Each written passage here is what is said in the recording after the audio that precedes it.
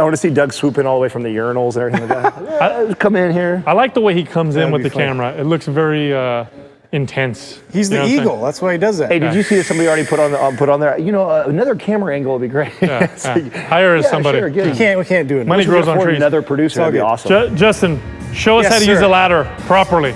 Well, yet another one of my pet peeves, right? The training to fatigue.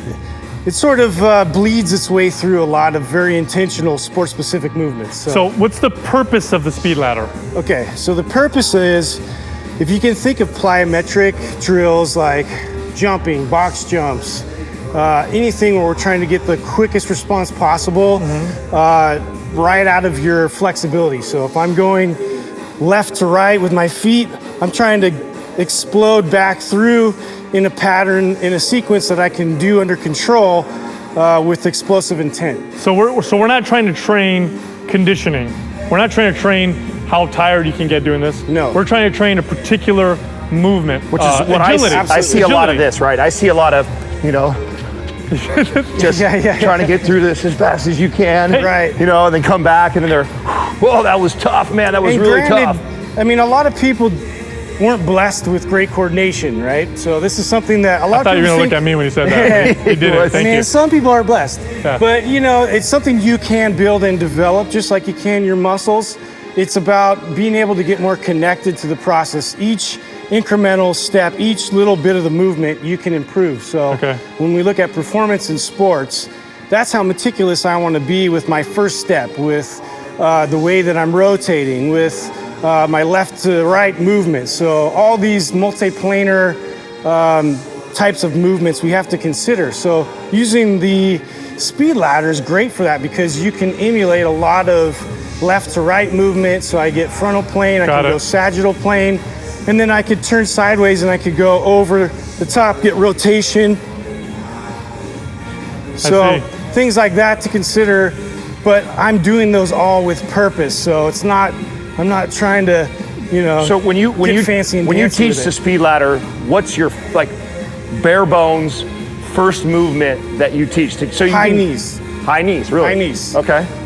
Mainly because I'm trying to get that striking force down first. So I want to get up on the balls of my feet and I want to be able to get this left to right firing patterning sequence. So my arms aren't going way up in the air because I want to keep everything tight and central to my body.